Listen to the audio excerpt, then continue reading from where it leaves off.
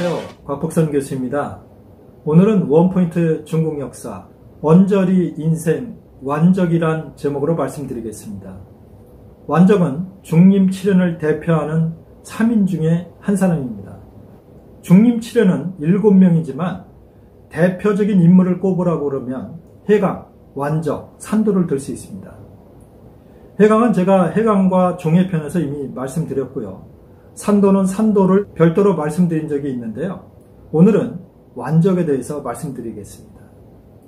이 완적은 사실 그 유명했던 조조시대 때의 문필과 완우의 아들입니다.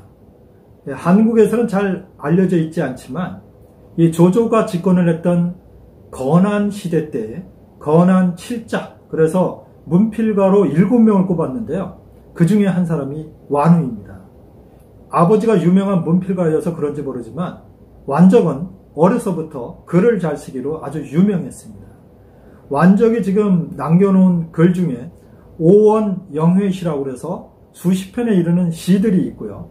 그 다음에 동평부, 비후부, 이러한 아주 유명한 글들이 많습니다.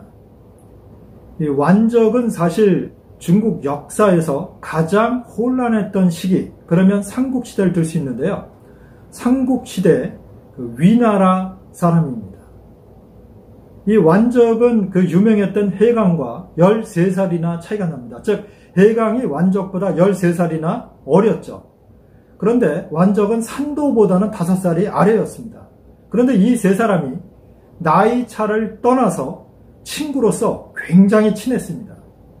실제로 산도의 아내가 해강과 완적, 그리고 자기 남편이 술 먹는 광경을 보고 나서 나중에 산도에게 평가했던 말 중에 하나가 완적이 당신보다 낫다. 인격적인 것이나 또는 문학적인 재질이 당신보다 훨씬 낫다. 하지만 정치적인 재능은 당신이 난 것 같다. 이제 이런 평가를 내린 적이 있는데요.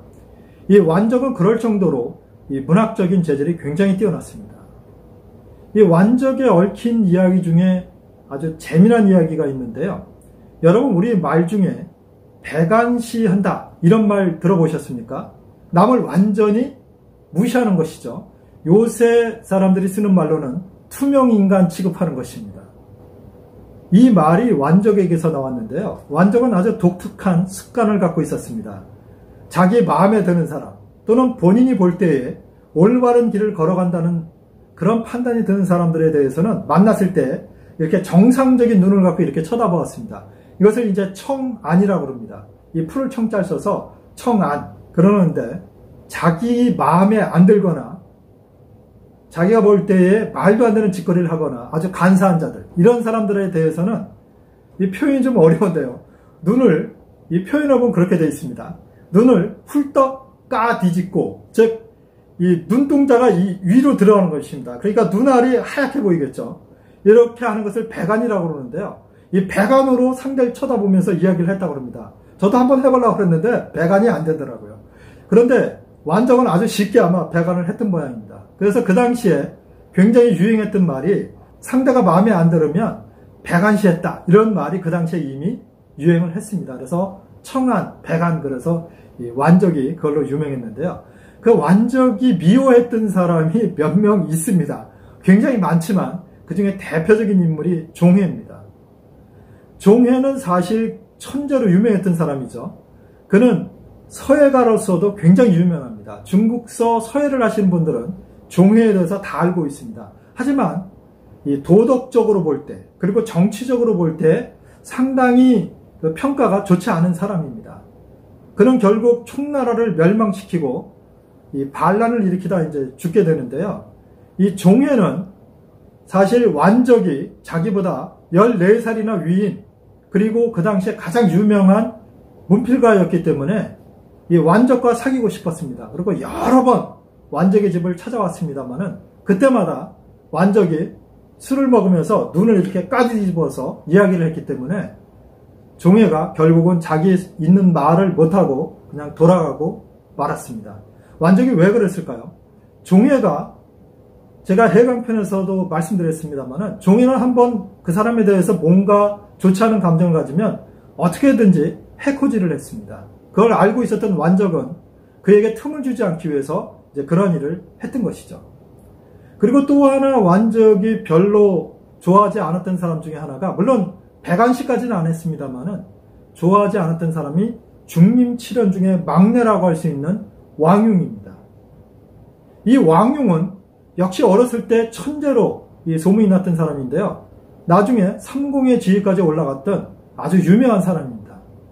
그런데 왕융에 대해서 이 완적은 어떻게 평가를 했냐면, 저놈은 속물이다. 그리고 본인한테도 직접 얘기를 했습니다. 너는 속물이다. 이렇게 얘기를 하는데 왕융은 그 말을 듣고도 껄껄 웃었습니다. 사실 왕융은 완적과 나이 차이가 무려 24살이나 났습니다. 사실 완적의 친구는 왕융이 아니라 왕융의 아버지였습니다. 이 왕치 가문은 대대로 명문 가문인데요. 한 번은 왕융의 집에 놀러 갔다가 그 아들, 그 당시에 왕융의 나이가 15쯤 됐는데요. 이 왕융을 만나게 됩니다. 근데 이야기를 해보니까 이 아버지보다 뛰어난 것입니다. 그래서 24살의 차이를 넘어서서 완적이 이 왕융의 집에 갈 때마다 아버지를 만나러 간다는 핑계를 대고는 아버지랑은 한 5분이나 이야기할까요? 그리고는 바로 아들이 있는 데로 가서 아들과 그냥 몇 시간씩 이야기를 했다고 합니다. 그럴 정도로 왕융을 아꼈지만 나중에 나이가 들고 왕융이 하는 짓을 보니까 이거 내가 잘못 봤구나. 그래서 그때부터 속물이라고 했다고 그럽니다. 그래서 중림 7연 7명 중에 속물, 뛰어난 속물, 빼어난 속물이라고 평가받았던 자가 왕융인데 그 이야기를 바로 완적이 했던 것입니다.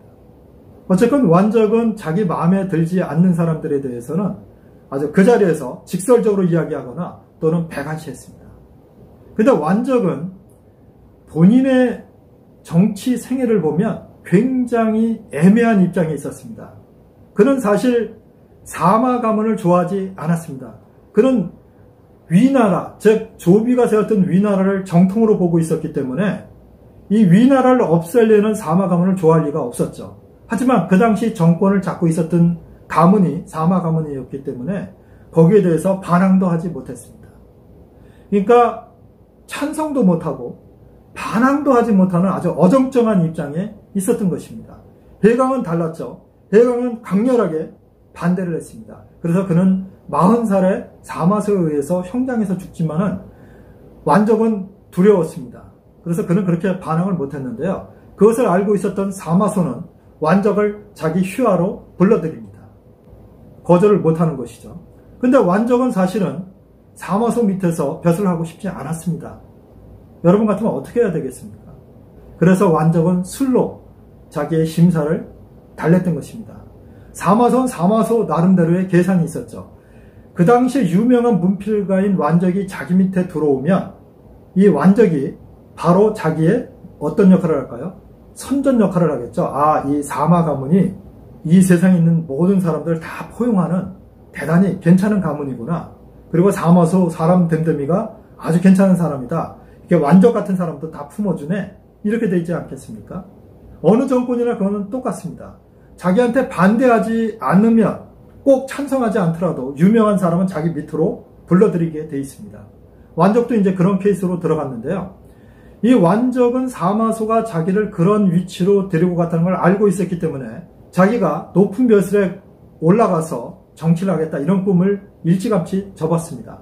그리고 본인은 어려서부터 유학을 공부했지만 본인이 수십만의 대군을 이끌고 전쟁터에 나가서 공을 세울 수 있는 그런 능력이 없다는 걸 알고 있었고, 또 두 번째는 높은 고관이 돼도 유학적인 정치를 하기가 어렵다는 걸 알고 있었기 때문에 그는 중림을 거닐면서 현학에 빠져들어갔던 것입니다.